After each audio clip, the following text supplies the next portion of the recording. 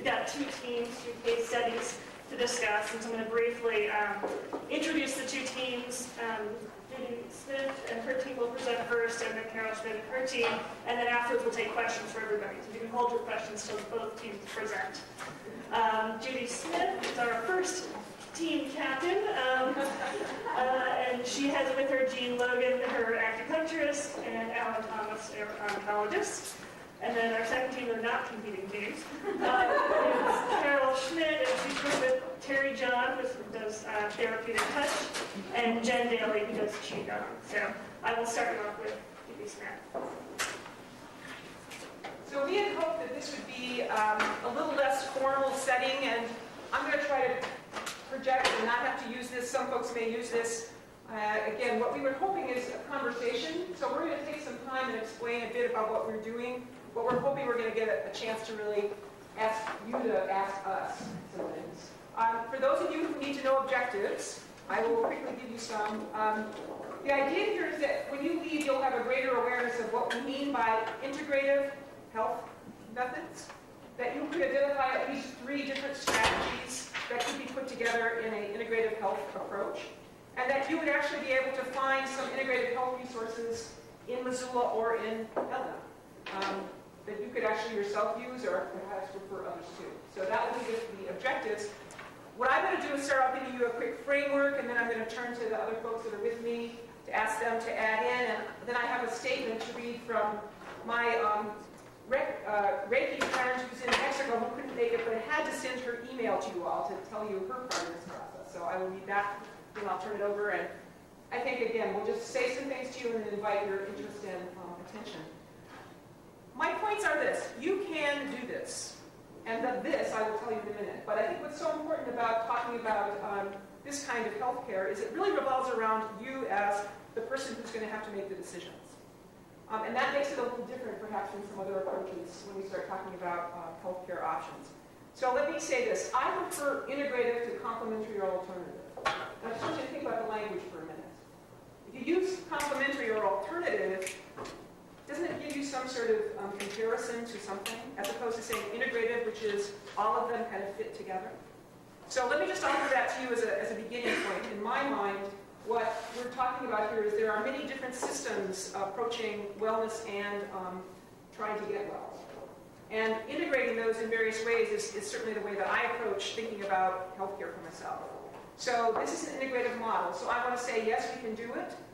It, in my opinion, works. And one of the great things about the folks that I was able to work with was that it wasn't like parents of divorce. Because sometimes when you try to do alternative things and then you go in and talk to the traditional folks, it's like, oh, well, they don't really know what they're talking about. Or, oh, well, my way is better and their way isn't. And what's really important, I think, in integrative approach is to say, no, we're not arguing with each other's approach. We each have something very fundamental to offer. They work together. They reinforce each other. They make each other better. And that was really important to me. And that's something I think that my folks that I worked with achieved. Yes, you can do it in Montana. It takes time and resources. Several of you that were over in this group talked about insurance. Insurance doesn't pay a lot. You can't even deduct this from your income tax, which I think is a real drag. So I do deduct it, by the way, and a friend of mine was saying, well, I'll see you in jail. And I said, you'll probably see me in jail for other reasons than that first. I do deduct it. I would encourage you, if you want to talk about that later, how to think about how much money you spend on supplements, vitamins, alternative treatments. In my mind, that's healthcare. And so I would write up something and send it into the IRS about how that's part of my healthcare, and I definitely deduct it. So you can do it in Montana. It's gotten better. Folks have definitely developed their expertise. But the other thing is other places are doing it better than we are. And we might want to learn from that. There are places, for example, in Seattle, where the public health clinics actually are doing integrative approaches. So right in one site, you go in and you can have folks that are all there that kind of offer you these different opportunities and work together. I'm sure California has something to offer here. There's several, there's the Cancer Treatment Centers of America that are using a naturopathic and allopathic model together in their centers. So that's what I mean. That would be, in my mind, where we would like to move, is a place where all of us are kind of entering the conversation together. I think we're slowly, perhaps, being able to learn how to do that, and hopefully we can talk a bit more, if that interests you, on how to do that. So let me tell you a little bit, because these are case studies, and I want to tell you a little bit about my experience. This was a second cancer for me. It wasn't the same cancer, and I think that's really important. It was a second cancer in the other breast. I was very surprised to find it. I was very surprised to find the first one, so I don't know how some people seem not to be, but I certainly was. But I was very clear this time when I went into this conversation with myself that I was going to do a step-by-step assessment of what I wanted to do, that there was going to be no rushing. And again, I don't know how many of you felt that, but certainly in my first experience going through this conversation about what to do about breast cancer, I felt very rushed, very pushed. Something had to happen right away. I needed to make decisions. I understand why people felt that way, but for me, that wasn't a helpful place to be. So my strategy was minimalist intervention, step-by-step assessment, but each time asking the question, what will this do about my cancer, and what will this do about my quality of life? So each step, just asking that question over and over again. And Alan may be able to help you know, when I came in to talk to him after the surgery and some conversation, he had to definitely convince me to do something. Because I didn't really want to go there. I didn't really want those chemo things again, but I'll explain that in a quick minute. Debulking is the #1 strategy. This is what I would say for all of you. You debulk. You think about it. Do you do it by surgery? Do you do it by radiation? Do you do it by chemo? Do you do it in whatever way you possibly can think of, but you're trying to get cancer cells out. That's, to me, the basic strategy that we kind of bring up first, debulking. And most of us, often that's the only strategy we look at, but in my mind, it's one. In my case, I did do surgery. I had a fairly moderately growing situation, so it wasn't real aggressive. I did do surgery. I seriously thought of stopping after surgery. And if you want to pursue this more, we can talk about where you might stop after surgery, where you might not. But I had a surgeon who convinced me to do a sentinel node biopsy. And for those of you that have tracked this, sentinel node biopsies are, I think, a real breakthrough. I think they're a very important technology. We actually have really good people here in Missoula that do them very well. And it turns out that the skill of the surgeon or the expert time that the surgeon spends with it is very important. So I'd be glad to talk to you more about that. I would suggest those. My surgeon did that. Much to my dismay, that sentinel node biopsy showed micrometastasis. So as much as I didn't want to think about doing anything else but surgery, I at least had to, as I always say to myself, act like an adult, sit down, look at it, and say, okay, what does this mean? So I went ahead and took the steps of talking to the radiation folks, talking to the chemotherapy folks, and choosing, indeed, to go ahead and do both CMF and Taxol. So again, we can talk about that more if you want to, but that's all I'm going to say about it. Those are the debulking things that I did. But at the same time I did all of that, I immediately went over and said, okay, now I've got to really gear up the other part of me that's going to respond to this, that my body's going to be able to handle this, that it's going to go into its own natural healing. I'm going to promote all of that. So immediately I went over and talked to my acupuncturist, and we started talking about how we would do acupuncture and how I would use Jean. How many a day could she make me take of these? Because one of the problems with alternative, either Chinese or naturopathic approaches is, tends to be lots of pills at all different times of the day. You can't seem to escape that. For people like me, that's a challenge, and how to integrate that in. But that became very important to me to figure out how I would be doing that. I also have a friend who does Reiki, so I immediately began to talk to her about how she might help me, again, in kind of working through the side effects on myself. So a couple of things that we did, which I thought turned out to be kind of interesting, is we did Reiki right in the chemo room, so that we could have some conversation, plus how that felt for me. And again, I'll tell you that having Reiki in the chemo room is one of the best things I did. I want to really encourage you to consider what you can do in the chemo room that makes you feel more like you want to be there, because it's pretty hard to get there. So if you can have things happening that make you more relaxed, that make you feel you're making some decisions, that make you feel connected, I would really recommend it. And I'm going to read you a statement from Bettina that will tell you what it felt like to her when she was trying to do Reiki for me as chemicals were going in my body, because I think that is an interesting energy question. If you really accept Reiki as an energy field, obviously something's happening there. And then Jean will be able to tell you herself what it seems like to her as an acupuncturist working with this kind of thing when you're working with someone who's putting chemicals in their body and then their body's having to respond to those chemicals. So those are the things I was doing to try to really activate the sort of healing part of my body and handle the side effects. Some things I was already doing and I'm prepared to answer any questions about was a lot of stuff around diet and supplements. So I brought my mushrooms. I'm happy to talk more about this particular approach. I do flax, I do green tea, I do CoQ10, I do organic, I do vegetarian. I'm glad to have more conversation if you'd like, but in my mind that's an essential part of this, is making sure that you're getting the benefits of that kind of approach, again, to energize your body, But you know, the other thing that those do, and we're getting to know that more and more, a lot of those things that are in food and in supplements actually get estrogen out of your body. And that's what you're trying to do when you're a breast cancer person. You're trying to remove estrogen out of your body, in my opinion.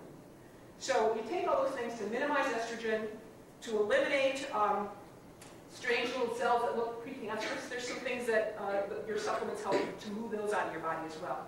It stimulates your immune system, and it also can modify some of those carcinogens that are coming in. So actually, this supplement food thing has a lot of very interesting actions that can really take place. I do all that stuff.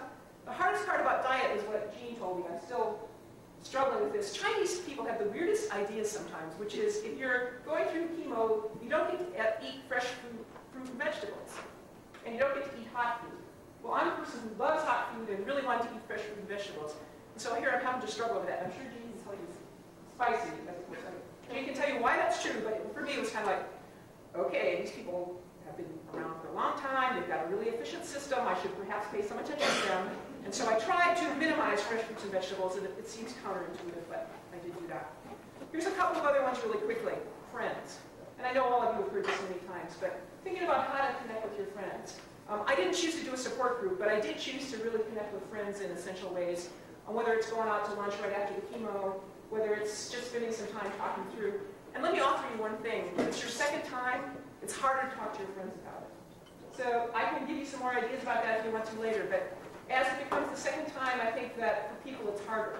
And it's almost harder for you to tell them because then the response to you is such and you're carrying that response. So it's difficult there.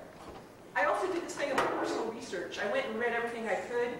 I wrote up my own little assessments at each step. I brought a few of them if you care to see, but I had like, if you take chemo, it gives you a 2% increase in survival rate. And if you do this, because that's important to me. I'm that kind of person. I want to understand that and work it through. So I had my own little action plan. So each time I would take a next step, I'd have worked out all the details and all of the stats and all that so that I would feel comfortable. And then after that, the funny one I want to tell you is, I also practice a form of meditation and intention. So I'm learning how to be non-attached but passionately involved. And I can talk about that if you want, but that has been an interesting thing. By the time you're doing second cancer, it's pretty important to work that through.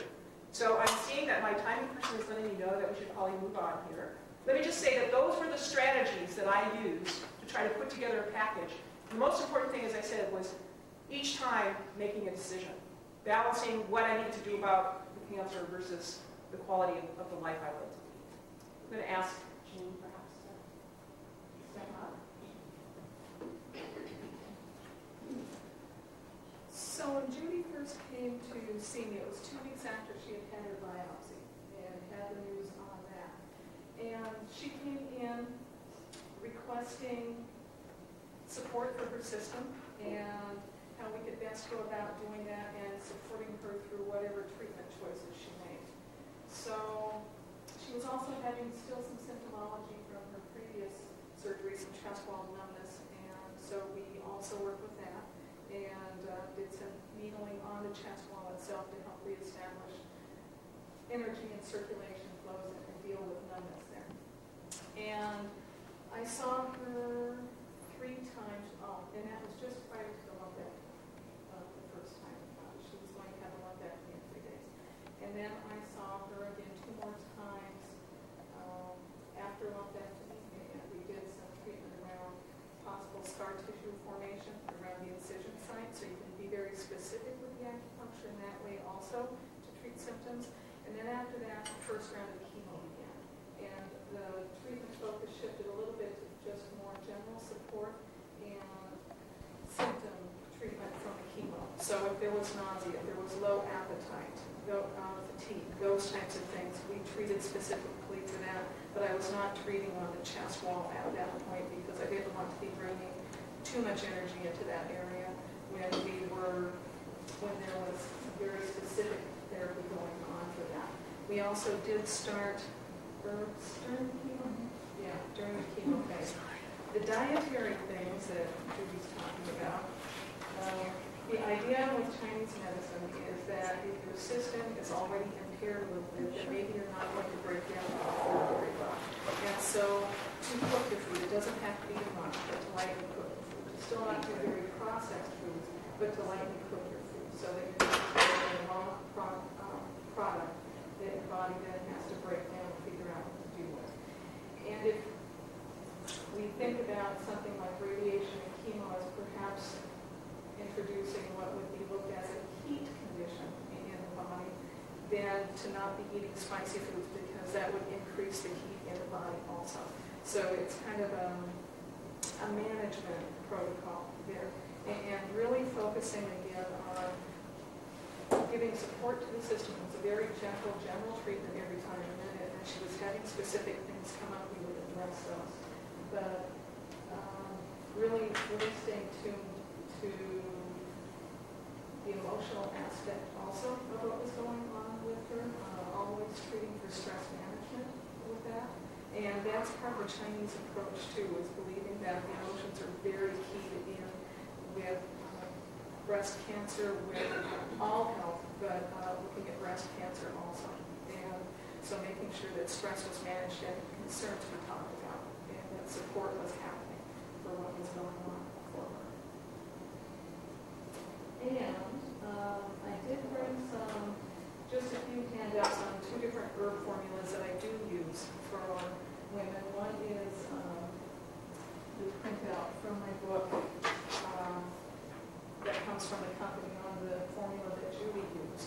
And it's a formula to be used as support when the woman's going through chemo and radiation therapy. And then the other one is something that might be used for all types of breast problems, cystic breast, lumps in the breast, and perhaps for prevention if the woman is concerned that she might form breast cancer or has indicators in that direction. And then always keeping up on dietary things. So that's what I have to say.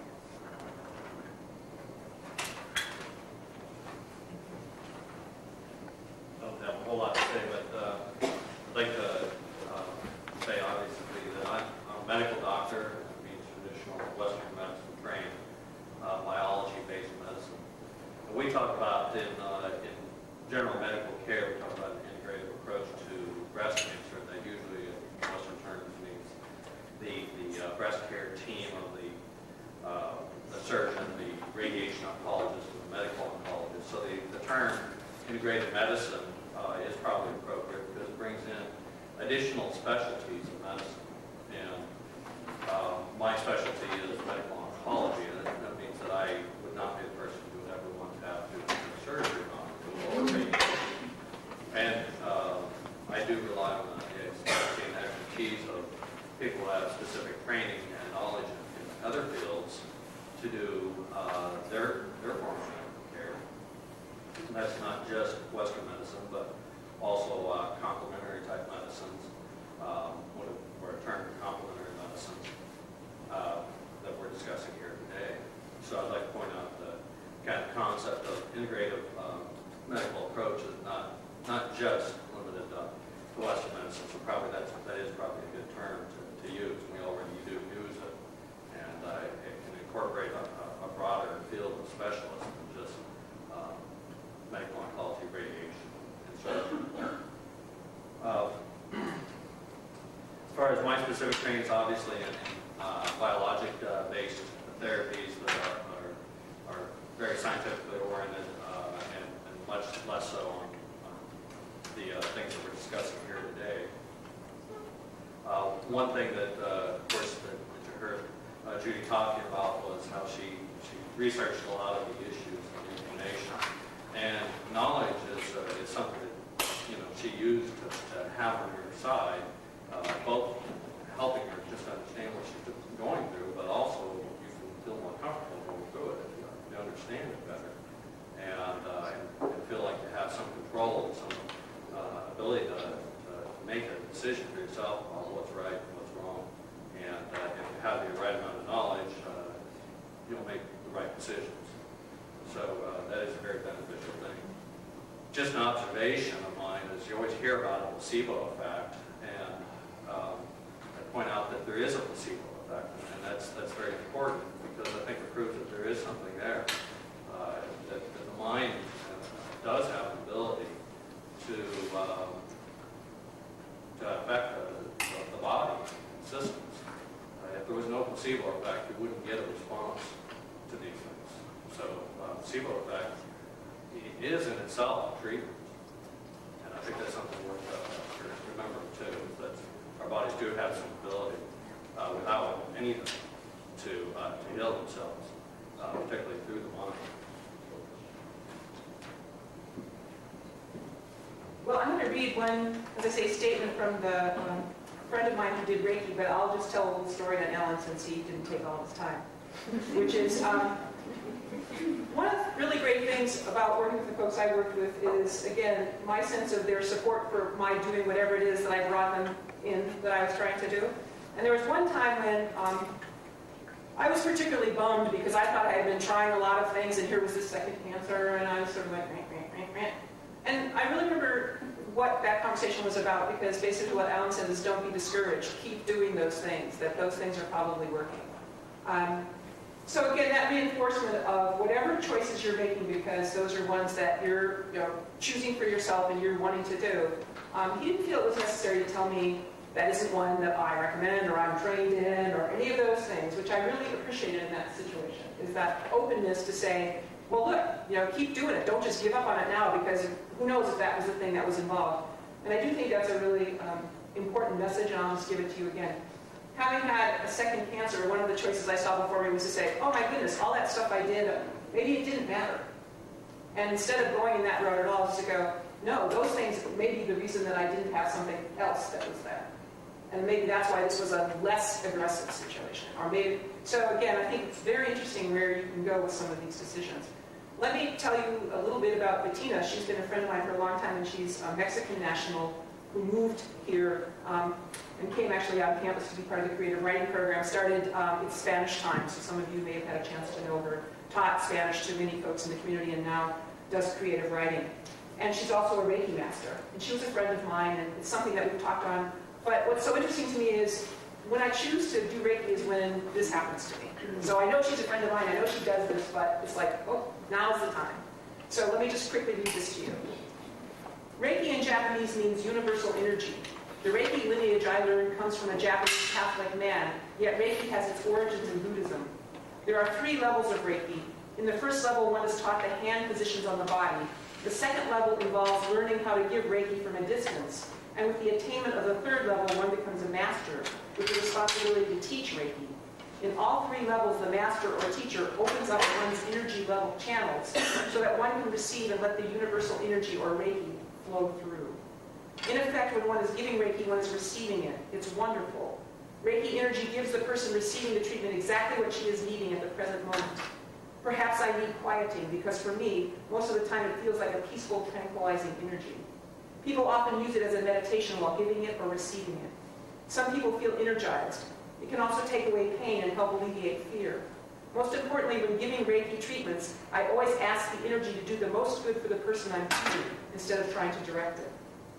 Because Judy had been through chemotherapy before, we knew what we were up against. So the intention was very clear, to help alleviate both the physical and emotional hardship. Even though we knew what parts of her body were most affected, I was treating her whole body to balance the body, yet the Reiki will in and of itself go where it's most needed. I could feel the chemicals as they entered Judy's body with my hands. And sometimes my whole body felt intense heat, or sometimes pounding.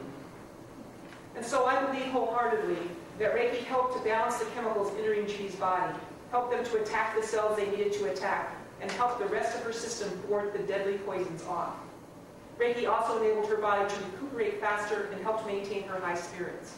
Reiki is pure energy, and it's everywhere around us, and the Reiki treatment pulls it in and focuses it. In second degree Reiki, we learned a method to do this called calling out to it, almost demanding, come here now. But of course, the method is not demanding, but strong and compassionate. Just recently, I was treating an old friend who had his leg amputated and was in pain. The nurse wanted to know what Reiki was. I began to explain, but the man's daughter said to me, just give her some. After a few moments, the nurse got up from the chair, knowing Reiki firsthand, radiant and convinced. Thank you, Judy, for honoring me, allowing me to be a part of your health team, and thanks to WE for putting on this conference. Greetings from Mexico, Bettina Escudero. So thanks to Bettina.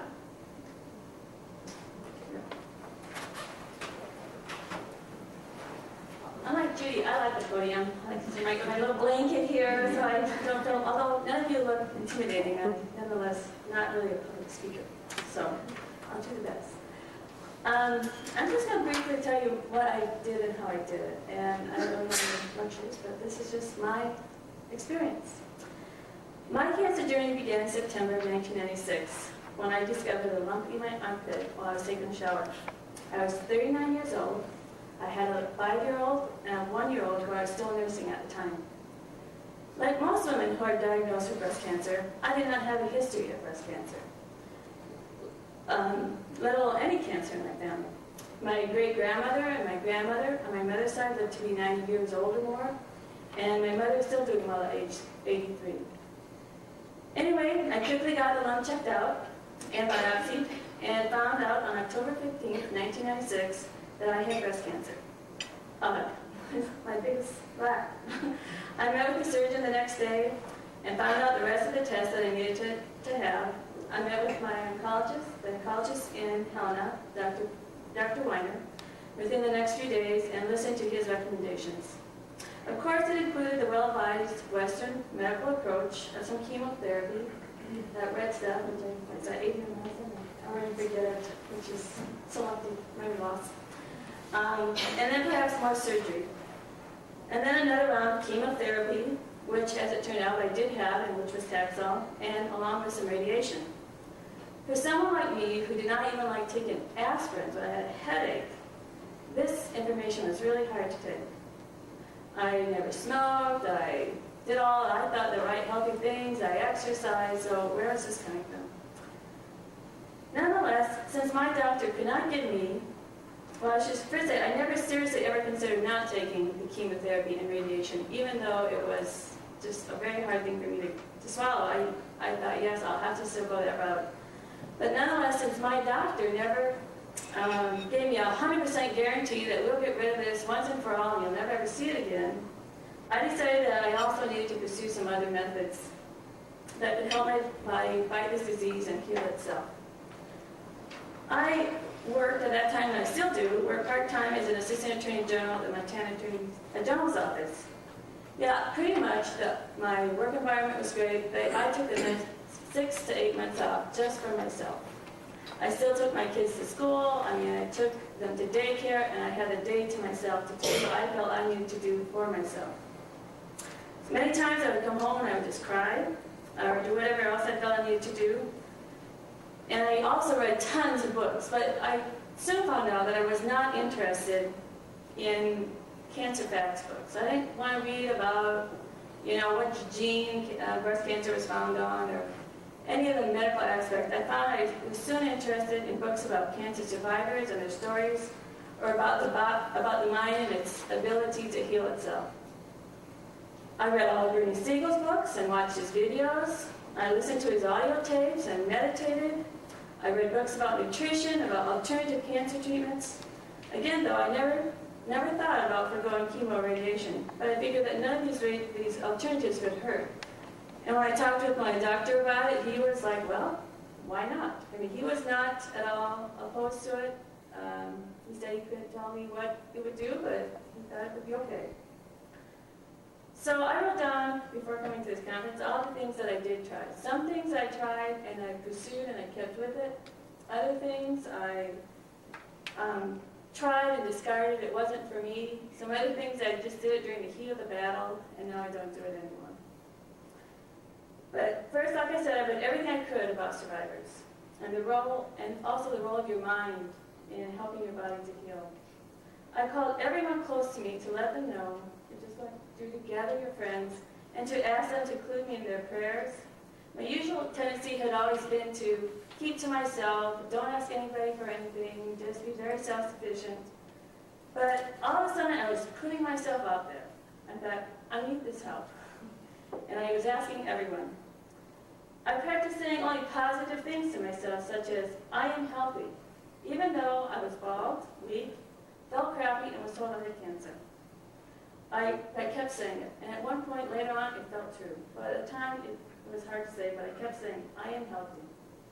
I arranged to start taking yoga one-on-one with this wonderful teacher. I'd never done that before, but I thought a lot of cancer survivors did meditation and yoga, so I started taking yoga. And I did that for a while, but after a while, I discovered Qigong, and yoga seemed to fall by the wayside. I went to a naturopath to find out what he would recommend for vitamins and herbs, and did that. I went to a woman who practiced homeopathic medicine to see what she had to offer. And I found much, but not all of her advice, but quite a bit. I began getting weekly Zen Shiatsu massages from Phil Robeson in Helena, and found those extremely helpful. I went to a one-time hands-on healing prayer service in a local Catholic church before getting my head shaved one evening.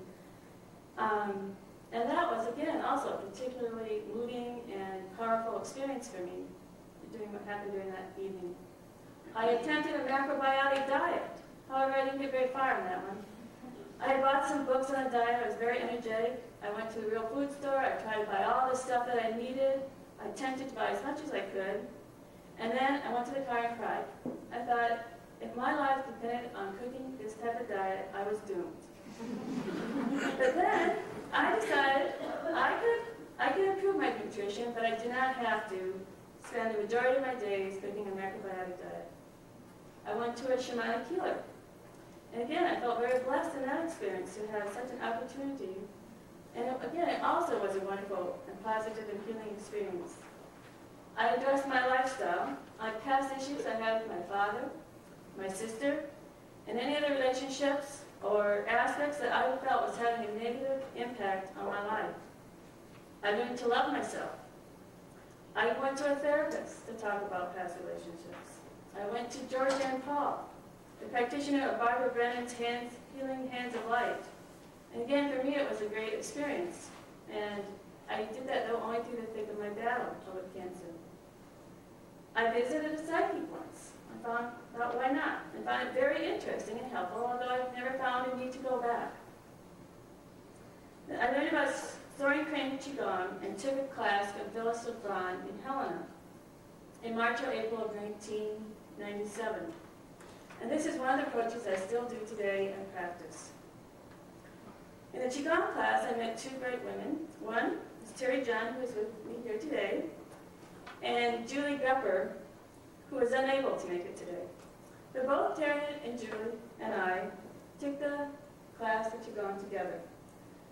But just recently, Terry and Julie had at that time taken a therapeutic touch class and offered to practice it on me. I was delighted. They then practiced therapeutic touch on me weekly, if not more, and then we would practice Qigong together. Together, we eventually took the advanced classes in Qigong and became certified teachers in Soren Crane Qigong. Well, I felt that everything I did contributed somehow to my healing, although I couldn't give you a percentage of what was what, but somehow it all felt like it did work together. But nonetheless, I still feel like therapeutic touch and Qigong were two things that I did that were particularly powerful for me as far as an alternative, or I should say, integrative approach to my therapy. And I still practice it today, Soren Crane Qigong. So I have brought Terry John, who would talk about therapeutic touch, and Jennifer Daly, who would talk about Soren Crane Qigong. But before they talk, I would be remiss if I did not mention that one of my best therapies also was my husband, who never once doubted that I would survive this disease. And also I believe everyone undergoing cancer therapy should have my friends Terry and Julie along also, because they were wonderful and supportive friends. So anyway, I guess that's pretty much everything I did. I know I was thinking I did forget one thing, but I don't know what you call it, so I don't even know how to describe it. But there was more. Anyway, I will let Terry John speak to you next. And as I said, I met her in a beginning Qigong class, and we've become lifelong friends.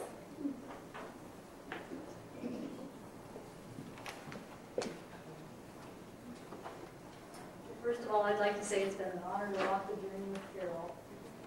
And I had been practicing therapeutic touch. It's not, I'm a secretary by trade, so I don't have my shingle out there for therapeutic touch. But it's something that I've been interested in for some time. When I had an opportunity, I did take a class.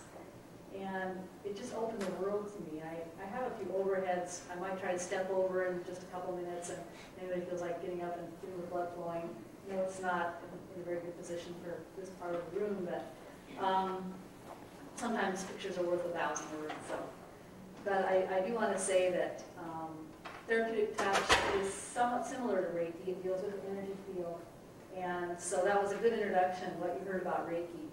And therapeutic touch is a little more of a guided, intentional kind of intervention where you are actually making an assessment of the field and then using certain techniques to modulate the field, to balance, bring things more into balance, to clear out blockages, sometimes to send energy, sometimes to do what we call allowing energy, which is more like Reiki, where you're just being a conduit for that energy.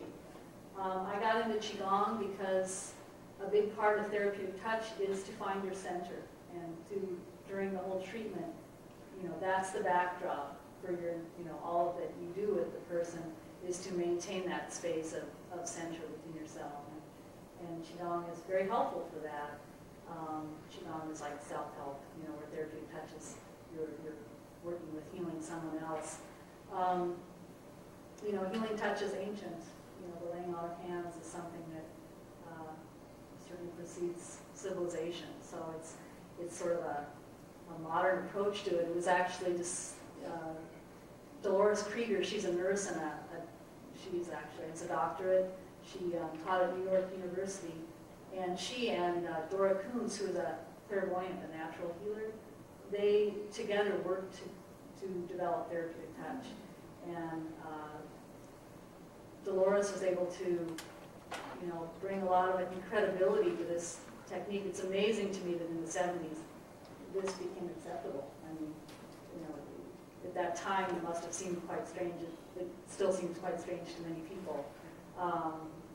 Measuring the energy field is something that scientifically, there's not yet been developed a really good method for that. The pictures I wish to show you are Kirlian photography, and I don't know if anyone has experienced that. It's a way of, you can take a photographic plate and put an object on the plate, and then they send an electrical charge through the plate, and it takes a picture of this image. And so that's what Kirlian photography is. People talk about the aura. Aura is like energy field. And so Kirlian photography takes a picture of that. Does everybody want to get up and just move over, and I'll just put these up on the screen, and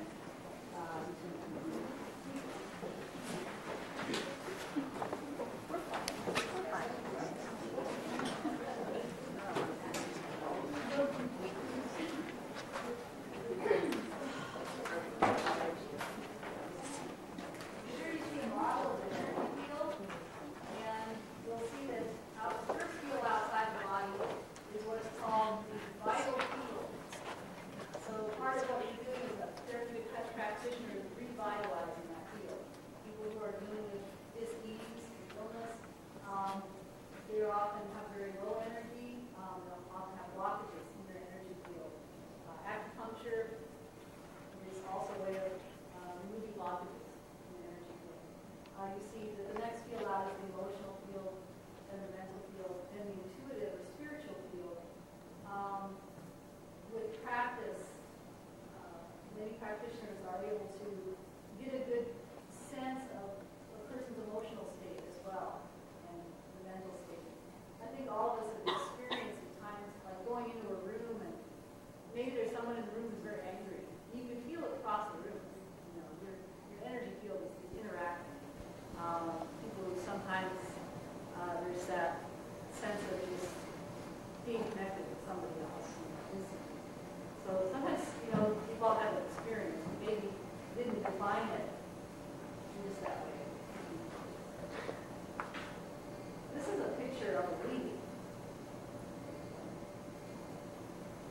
And what's very interesting about this leaf, when they first came out with the Kirlian photography, what people were saying was, well, all that's happening is you're getting a picture of this, electrical charge through this object.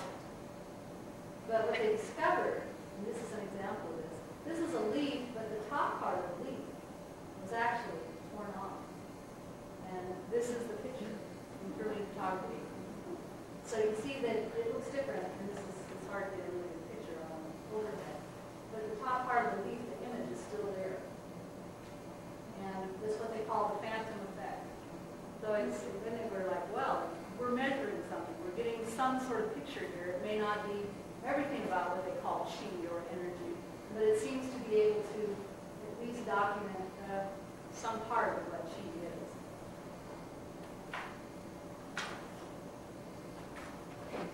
Here's a picture of a fingerprint. It's on the plate.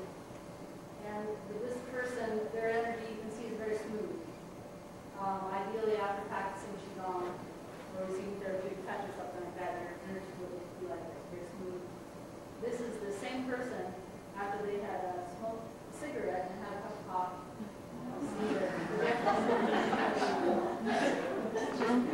So our behavior has an effect, it's a very strong effect on our energy field. And the last picture,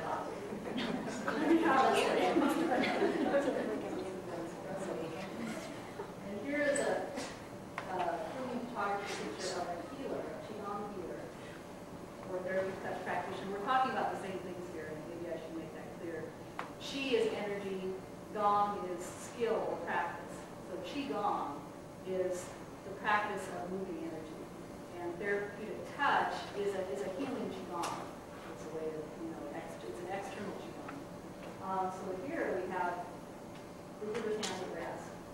And here's when they were actually consciously emitting energy. That's not with force. We tend to think of, trying hard, or we're sending energy. But it's actually very effortless. It's a work of the mind. And I'm going to have some handouts in back. There's, on one side, there's an exercise for just trying to learn to find your own energy field, getting in touch with that. And on the other side is a description of therapeutic touch, what a session is like a little bit. It can be done completely with hands off the body, working in that vital field that you saw. You don't need this road. Typically, it's like a half hour long, usually very individualized treatment. There's a woman who lives in Big Fork who does come to Missoula, gives workshops on this, and she currently has an office in Big Fork and in Kalispell. So if you're interested in receiving treatments or learning to do this yourself, it's less about mastery of techniques than it is about mastery of yourself. It's very much an internal journey. If it's something that calls to you to be a practitioner of this, I think you'll find that practicing Qigong or some sort of meditation is very helpful in finding the center and being in that state. So, I got those pictures. What's that? How do you get those images? It's called Kirlian photography. And the object or your hand is put on a photographic plate, and then they send an electrical charge to that plate, so it takes the image.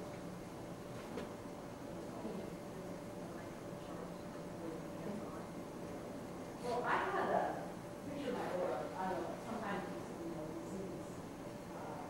I imagine at some point in Missoula, there's probably somebody who's come. Somebody in Seattle would kind of happen around doing this. And when you put your hands, so I didn't really feel anything. I mean, when they took the picture. But if they ever had the opportunity, I think it was kind of fun to have my aura photographed. But we were looking in the book before we came here about different alternative practices. What was the book called? It's been about 3 years since American Cancer Society had books out there on the tables, and it listed the Kirlian photography as one of the treatment methods. But we recommended that, you like count your gold treatment on your photograph, But it does, it takes a picture of your energy field at that moment. Doesn't mean it would look the same an hour later, because our energy field is always in flux.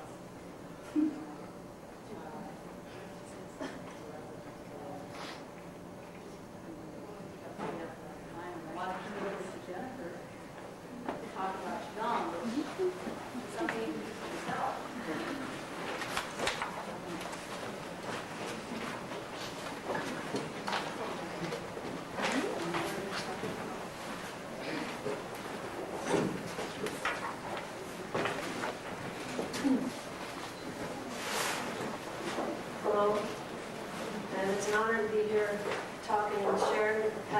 Qigong and to be knowing Carol and Terry.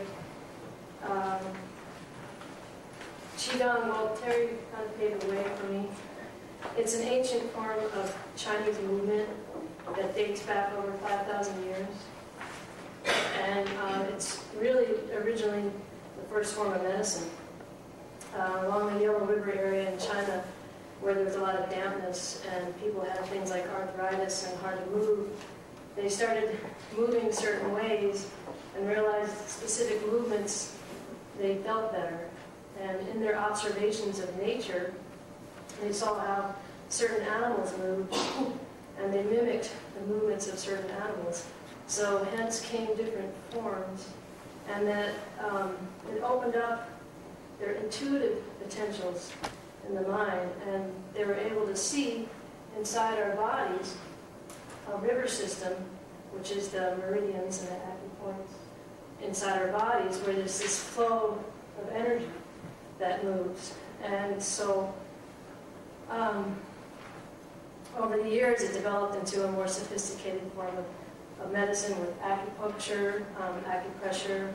And so Qigong has been around for centuries, and until the 1970s, late 1980s, it became popular again, and that's why I'd like to share a little story. Is that our teacher, Phyllis LaFawn, who's from Helena, she had chronic fatigue syndrome really bad and had done numbers of therapies, acupuncture, alternative things.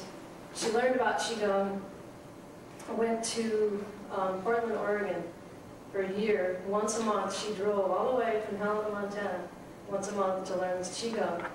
And then she got so well, she started teaching us. And little bits of the time, more and more of us got so inspired, we went out to Portland and learned and became teachers. But I want to share with you our teacher, the master Chen Wei Shen, her story. She was a very successful English professor in Beijing and a go-getter, type A personality, and she came down with breast cancer. And at that time in China, different than here, if you're really sick, you're lucky if you can get to a hospital or see a doctor. And through the university, she knew people.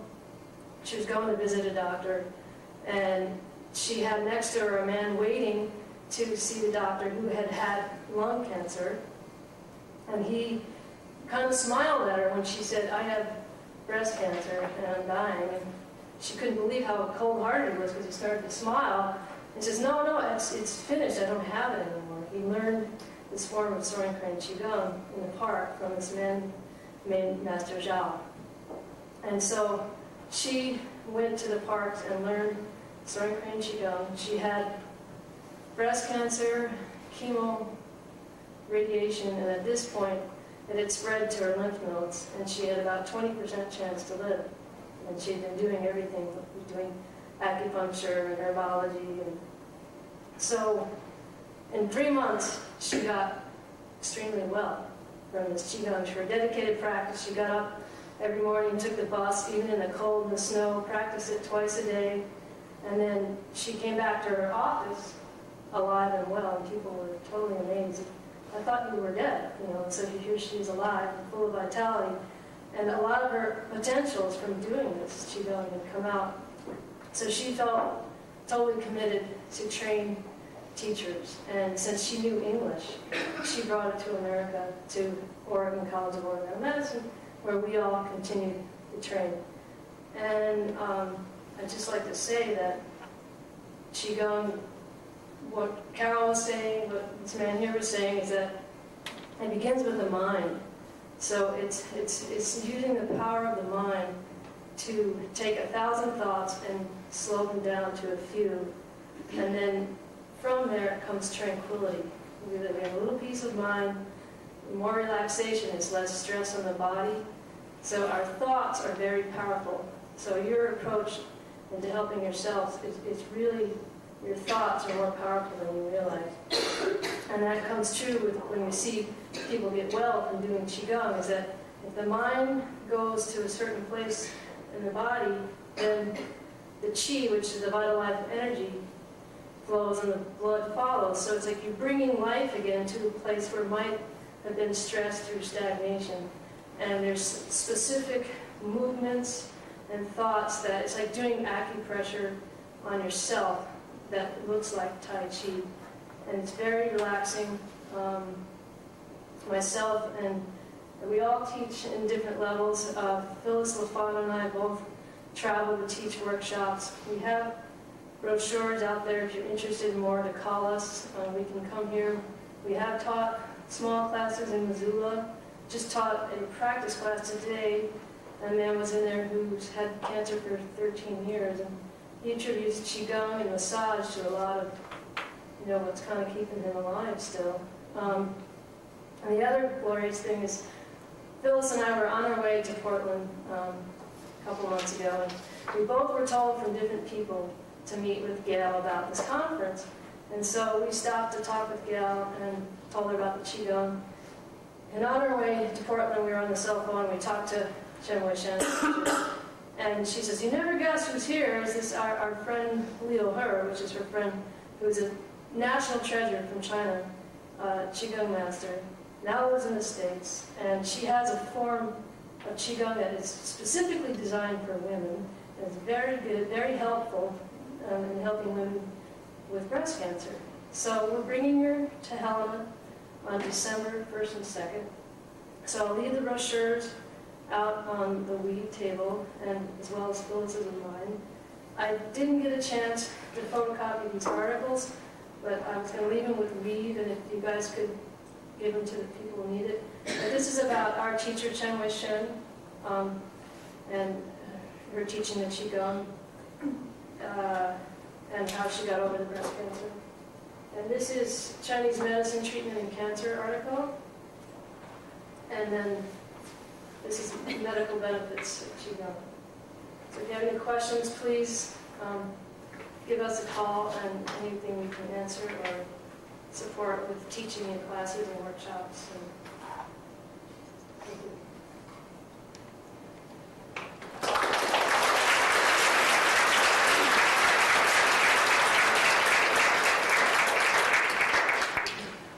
So again, one of the things we were hoping to do is get a chance to invite your comment or question, reflection on, I'm sure, anything that we've raised or something that's been on your mind about any of these kinds of approaches. I'll just be a little moderating here and just kind of, as I see a hand, I'll say, so I see your hand, and if other people want to raise hands, I'll be glad to, What exactly is Reiki? I can tell you what the experience is that someone who's gone through training basically is a conduit of energy to you. And so as you receive this sense of energy, it's from my experience, a relaxation. But it's energy, depending on your perspective, there's energy, it could be in a particular entity, or it could be everywhere. Now we're getting into these religious things. I'm not a particularly religious person, so I don't see it as an entity, but if you do, that'll be fine. There's energy, you tap that, and this person has developed an ability to move that energy through your system. And I think the difference I would comment on is Reiki tends to just say they're moving the energy through. And they also, like Bettina will say, enjoys it because it's a movement of this positive energy through her to you. And what she was saying in her comment is that energy for me seemed to really slow down what the chemicals or whatever else were speeding up. So it was a way of kind of balancing out and slowing down what was going on for me. But I'm sure there's other people who might have a more developed answer. I was the beneficiary of Reiki. I'm sorry, I'm not the practitioner. Comments, thoughts? I'm sorry, Dr. Thomas, did I understand you to say that your office is at Montana Infectious Disease That's correct. is using an integrative approach? No, I would say that among Western medicine, we do discuss having an integrative approach, and that term usually refers to using different Western modalities of therapy combined. And that would be, in particular for breast cancer, the combination of surgeon, radiation oncologist, and medical oncologist, and that's the integrated approach to medicine that we refer to. Judy began by talking about that she prefers the term integrated medicine. And I was pointing out that an extension of the Western approach to integrated medicine is that you can bring in other specialists that are outside the traditional medicine area. And I couldn't tell you anything about how to do acupuncture. An acupuncturist couldn't tell you anything about how to do chemotherapy. And that's because they're different specialties of medicine. And at the same time, I can't tell you how to do surgery, but a surgeon could. And those are different types of Western medicine. So an integrative approach to medicine is what we're referring to. And I think that's probably an appropriate term. It's an expansion of the traditional term. But right now, currently. Within our office, no, we do not have a specialist in this area. We do rely on, but we also don't have our own surgeon. We don't have our own radiation oncologist either.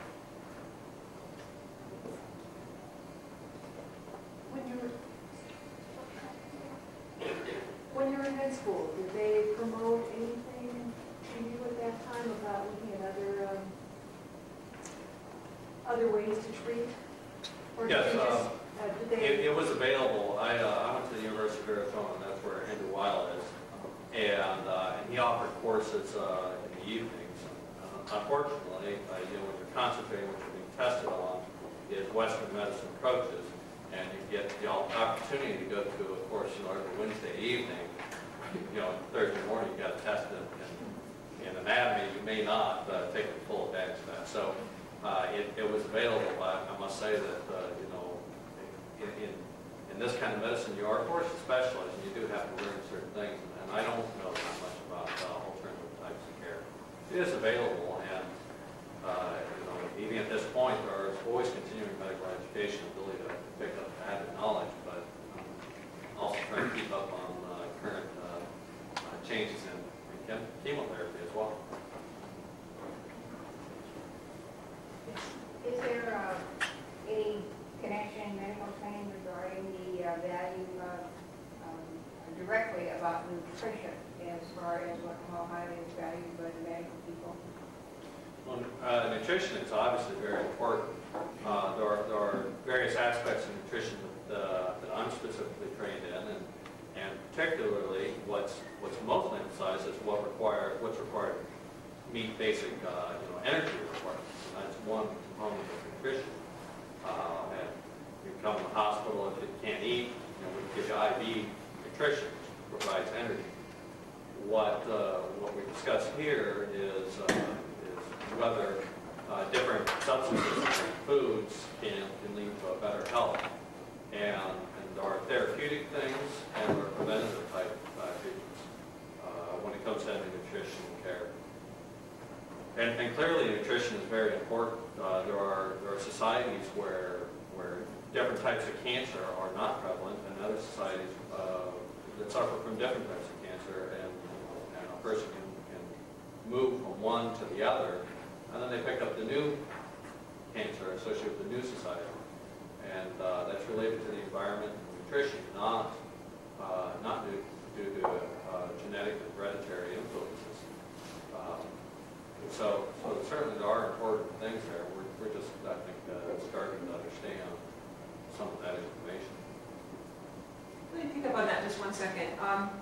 When I went to St. Pat's this time to do radiation, they actually referred me to a nutritionist if I wanted to go, which was a little bit of an integrated approach for them, which I appreciated. And they also offered me this book, which I would suggest to any of you that want to take a look, I'll have it up here, A Dietitian's Cancer Story. This is a woman who's a registered dietitian who's had cancer 3 times. And she has in here specific menus and her diet plans, and she stays up with a lot of the research. But one of the things I did appreciate at St. Pat's is when you check off, do you want to see so-and-so, that is one of the ones you can check off. And they have integrated that, that directly there, which I think is important. And I also have copies of Andrew Weil's Eating to Combat Breast Cancer up here, if someone would like to take a look at that.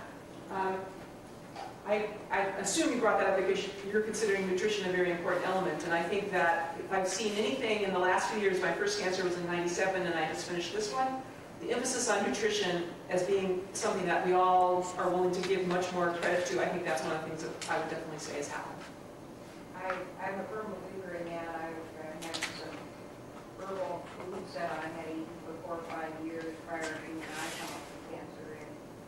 And at my age, I guess I came through it pretty well. And the doctors commented on it, I said, well, I've been eating these foods that I really have from all the improvements I found before I ever had cancer. I really want to keep using them.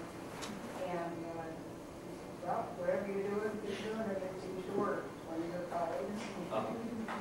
And he has continued to say that. So I felt good that there is an openness, because I have not heard that. In a support group I'm in, I found that there are not all doctors that are open-minded about that. Some just throw that junk away, and that's the end of it. If it isn't traditional table food, they are too interested in finding out more about it, or not about the product, at least the result. One of the things about this integrative approach is that you want to shop your doctors. And I did not even think about that. And so- At my age, you just walk into the doctor and... Well, I understand that. I totally understand. I'm just saying, if you accept this model, you're kind of looking at saying, well, I need to shop for someone who can deal with someone like me, who wants to try things, who needs information, and believes in this and that. And if one doctor doesn't, you try to find another one that might. And the good news is people usually know, like probably people in your support group or some others can kind of give you the idea of who might be one of the ones that you want to. I was so lucky to find this person after a lifetime of the other. Yeah, that's right. Interested in both Judy and Carol's sort of response. And it's sort of a continuation of that question. And maybe it makes more sense to discuss with your experience with your first cancer, but in terms of obviously it makes sense to both of you use sort of this integrated approach and have both Western and other kinds of treatments. And how did you explain that, say, to your Western medicine provider? Like, what was that experience like, or did you at all? Did that kind of like, how did you say, like, okay, these are these other things that I want to do, and how does that work together? Oh, well, some of the things for me, I just went and did it. I mean, maybe that was so far, but there's some, I did mention to my, doctor, oncologist, I said, well, I was going to the naturopath. He had some of these Chinese herbs, and he said, well, you'd be interested in seeing what they were, so I brought it in, and he looked at the ingredients and said, well, I don't know, I can't tell you. So, but various things, but I guess I could not imagine how Qigong or therapy touch would at all hurt. Or, a hands-on prayer service at the local Catholic church, I mean, how could that? So I guess I just thought, no, this is my life, this is what I'm doing, and I'm accepting the Western medicine approach, but I'm also doing this. And I guess it was my decision. I didn't feel like I needed his approval. And And I appreciate that. I certainly am just saying that what I'm trying to do is move the thought. This is an integrative approach. And so Alan got to hear things that I was up to, and it would have been very important to me if he had said, that's junk, I would have not been wanting to go there. So, to me, it's really important. Plus, now I'm sure Carol has heard this too, there's a lot of interactions now with herbs and things with your other treatments that you read about pretty regularly, and so everybody wants to know what you're taking. So all the nurses are always like, are you still taking da da da da da da da? I said, yeah. Because everybody really wants that information, and especially when you go into surgery. Those of you who just had surgery recently, now they're asking you if you're taking, all of these strange things they probably never heard of a few years ago because it does things to your blood. Well, what I always find fascinating is they think they're powerful enough to tell you to not take them when you want surgery, but they're not sure they want to tell you to take them at other times. So there's a little bit of balancing there. But most people, and Weil is one, that promote integrative healthcare would say it's real important to have this conversation, that you really need to encourage everybody to be talking to each other about what they're up to. Not that they totally agree or are total experts on it, but just to be in conversation with each other. And so that would be just an advocate point of view I would have, but certainly it's your business to make your decision. I definitely, of course, love all the herbs and stuff I think, but something like Qigong, I guess, or those are the sort of things I just, my very way to do that. I think I did bring up some of the stuff, but he just still didn't know what they were at that point to say whether they were good or what to do.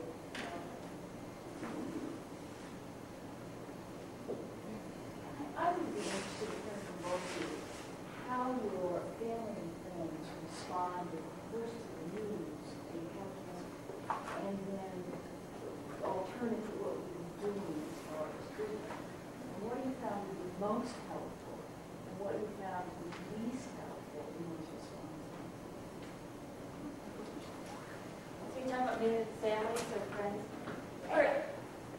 my husband's initial reaction, of course, was shock, and my kids were young enough that they really didn't understand, of course. But my parents were kind of, well, be a good girl, you know. I mean, it was hard for them to, their little girl to be, you know, to understand that. So they lived 1,000 miles away, so it was hard for them to even deal with this. But otherwise, after that initial shock, my husband and they said, well, of course we're going to learn this. It was just, you know, and that mental attitude, for me, was so important to have that mental attitude. And also, when I would get weak and, oh, God, it's so sick, like, no, we're going to do this, you know. But, and the people I stayed away from were people who would, or not stay away, I mean, I know they were trying to be helpful. I know that they were doing the best they could. They didn't know how to react to me. But when people came up to me and said, how are you doing? How much longer do you have? You know, I mean, like, just that look, that cockhead and that look, I said, well, I'm doing great, you know, how are you? And, you know, but then they, well, no, I mean, how are you? You know, I know, you know, and those people I just made sure I stayed away from because, you know, I know they're trying to be nice and be concerned and express their concerns. But I just wanted people to ask me if we wanted to go, you know, for a hike with Mount Helena or something, and because to me that's part of my mom training. So that's how. Is that all part of the question? Is there anything more?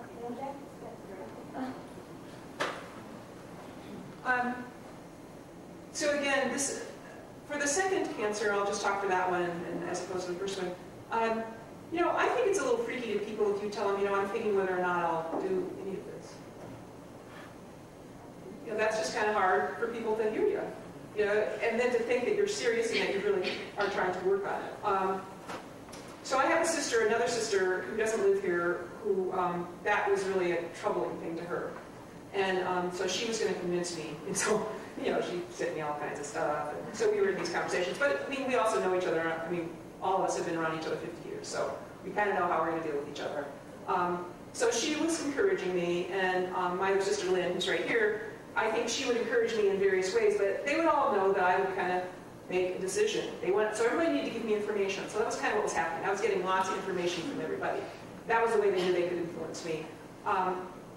And that was also true with my health providers. I mean, my surgeon really was like, well, I'd really, really like you to go talk to, and she referred me to Alan. So I always started saying, just talk to someone else who will tell you that. So I think everybody was just hoping I would get the information that would convince me to do the thing they wanted me to do.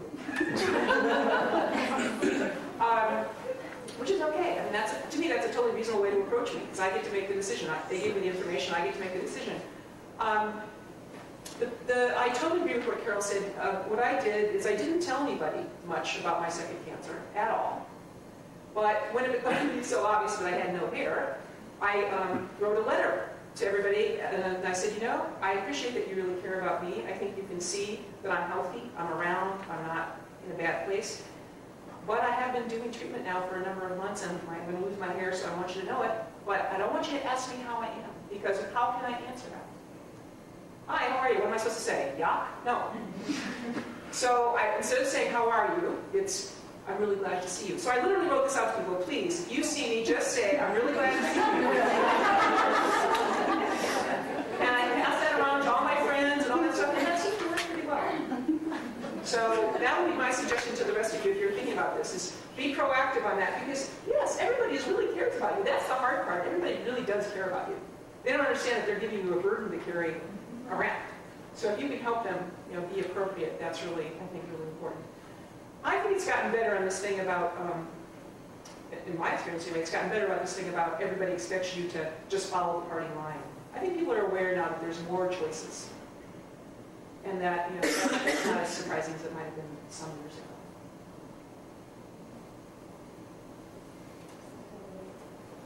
When people ask me how I am, I just look at them and say, I'm alive. How are you?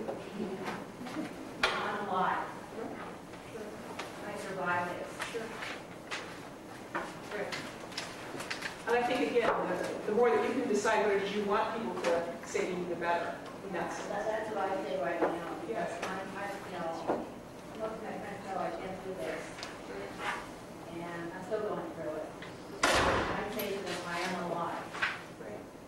right. And, you know, I took Paxil too. I really appreciate that you are and that you're almost done. Oh, well, I'm aware of it. Now, if they had asked for about college, Well, he's kind of aware of it too. He's heard it.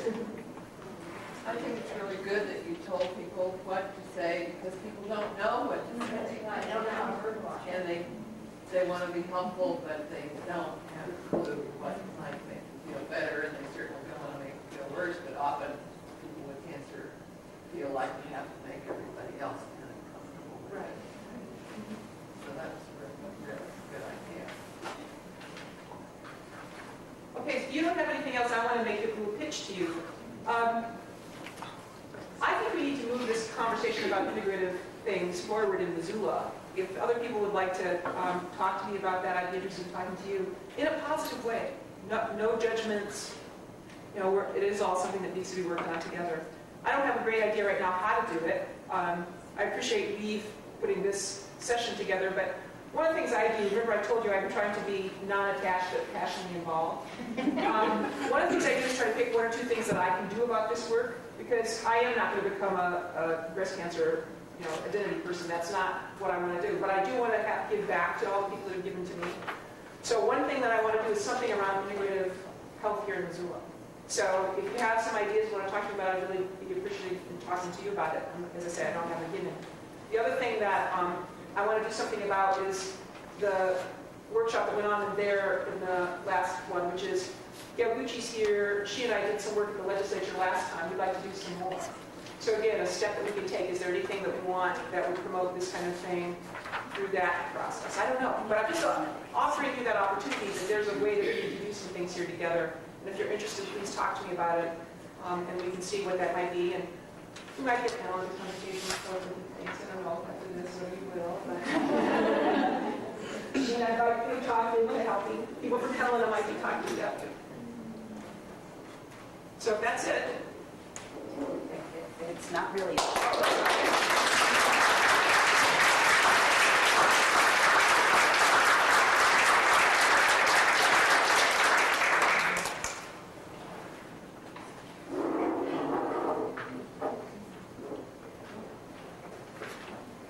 So it's almost it, but I wanted to thank these folks first.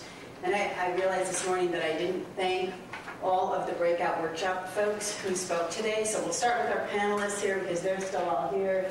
Ellen Thomas, Dean Loken, Judy Smith, Carol Schmidt, Terry John, and Jen Daly. And these folks all came from Helena. So please give them a hand.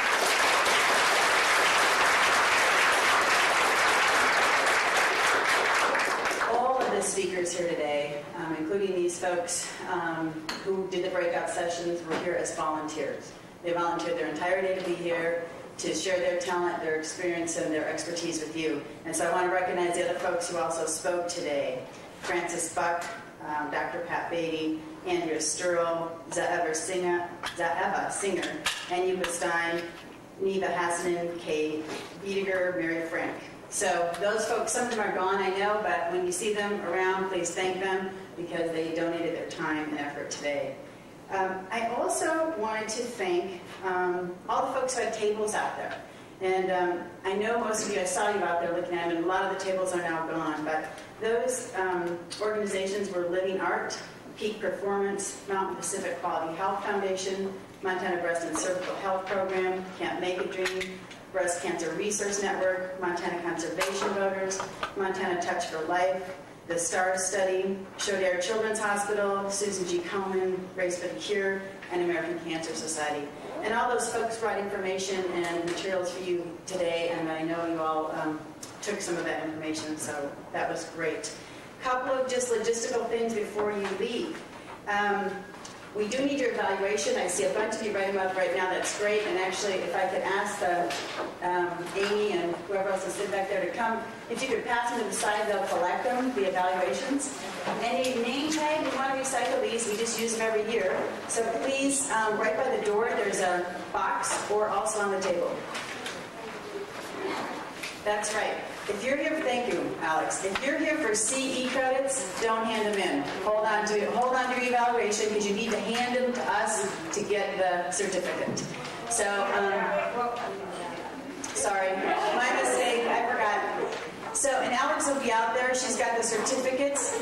They're already signed with the number of contact hours and with the program number. You just need to fill in your name on it. So if you're here for CE credits, just hand her your evaluation. Those of you who were not here for CE credits, please do an evaluation anyway. It just simply helps us so much in doing the planning that you can't imagine. So please do it. And don't forget your name tags. Please bust your cups out. Please take it to see who wins the blanket. And hopefully there'll be somebody who's here. Go ahead. Who did? Pam Bollinger? Oh, Pam Bollinger's here. All right. Great. And lastly, I want to thank once again our keynote speaker, Nancy Evans, for traveling so far while she was wounded to speak to us today.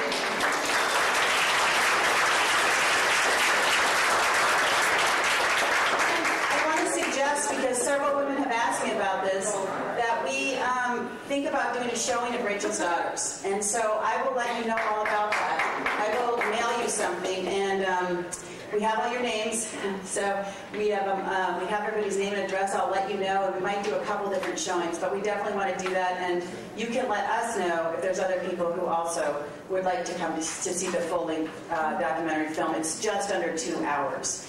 And then these folks want me to remind you that they have information about Qigong. So if you'd like to pick up that, great. And Therapeutic Touch. So thank you so much for coming today and making this a huge success. Very much appreciated.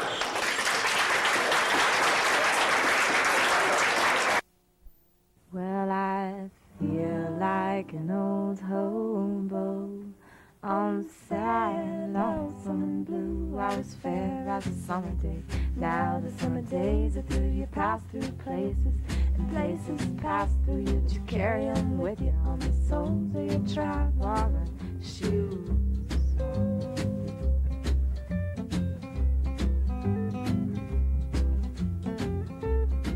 Well, I love you so dearly, I love you so clearly. I'll wake you up in the morning so early just to tell you I got the wandering blues. I got the wandering blues, and I'm gonna quit these rambling ways one of these days soon. I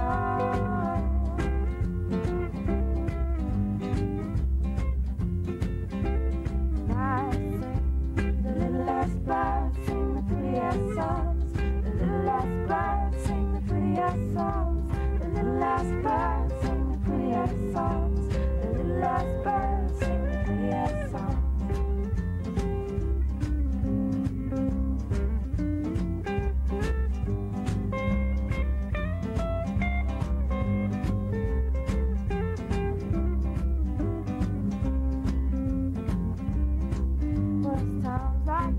I feel so small and wild, like the rambling footsteps of a wandering child.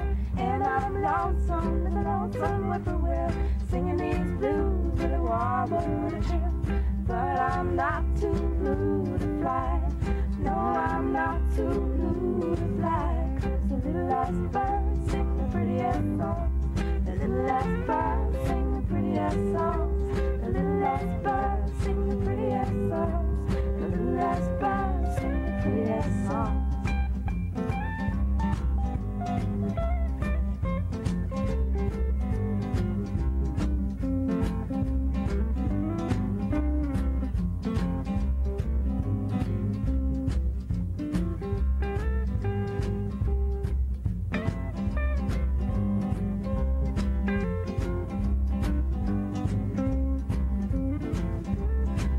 I love you so dearly, I love you so fearlessly. I wake you up in the morning so early just to tell you I got the wandering blues.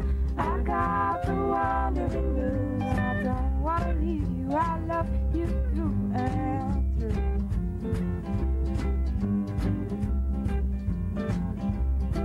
Well, I left my baby on the pretty blue train, and I sang my songs to the cold and the rain.